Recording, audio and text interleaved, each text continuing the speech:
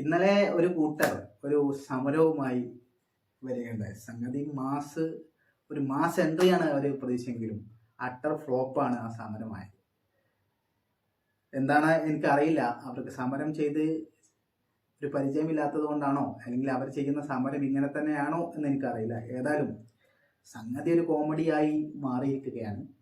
ഞാൻ ഈ മഹിളാ മോർച്ച KSRTCയിലെ സൗജന്യ യാത്രയുമായി ബന്ധപ്പെട്ട ഒരു പ്രതിഷേധം ഇന്നലെ കാസർഗോഡും തിരുവനന്തപുരത്തൊക്കെ നടക്കുകയാണ്. അതിനെക്കുറിച്ചാണ് സംസാരിക്കുന്നത്.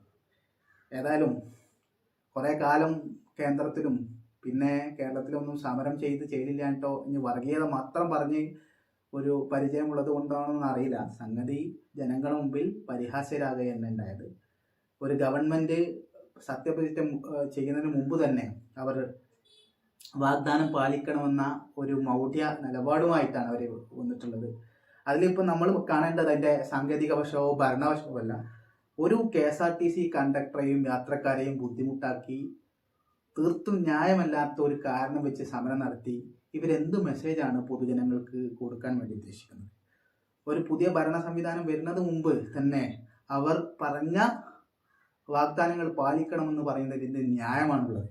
ഇതൊക്കെ LKG പഠിക്കുന്ന കുട്ടികൾക്ക് പോലും മനസ്സിലാവുന്ന ഒരു കാര്യമാണ്, പൊതുജനങ്ങൾക്ക് പോലും മനസ്സിലാവുന്ന കാര്യമാണ്. പ്രത്യേകിച്ച് കേരളത്തിൽ ഇതൊക്കെ വില പോകില്ല എന്ന ആളുകൾക്ക് അറിയാം.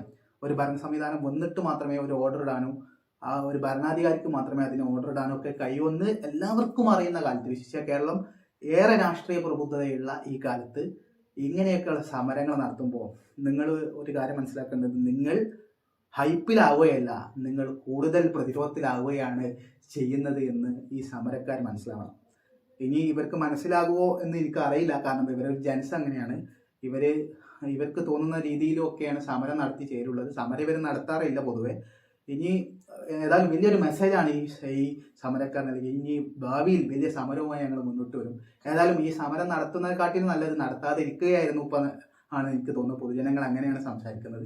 ഏതായാലും സമരം നടത്തുമ്പോൾ എങ്ങനെയാണ് സമരം സംഘടിപ്പിക്കേണ്ടതെന്നും എങ്ങനെയാണ് ഒരു സമരം സംഘടിപ്പിക്കാൻ പാടില്ലെന്നും കൃത്യമായി ശാഖയിൽ നിന്ന് ക്ലാസ് എടുത്തിട്ട് മാത്രമായിരിക്കണം നിങ്ങൾ ഈ സമരം നടത്തേണ്ടത്. പൊതുജനങ്ങൾ അല്ലെങ്കിൽ നിങ്ങളെ നോക്കി ചിരിക്കുകയും നിങ്ങളെ പരിഹസിക്കുകയും ചെയ്യും. ആ ഒരു അവസ്ഥയിലേക്ക് നിങ്ങളോ നിങ്ങളെ നേതാക്കന്മാരോ വരരുത് എന്നൊരു ആഗ്രഹം ഞങ്ങൾക്കുണ്ട്. തീർച്ചയായും ആ രീതിയിൽ തന്നെയാണ് സമരം നടത്തേണ്ടത് എന്ന് ഞങ്ങൾ രേഖപ്പെടുത്താം.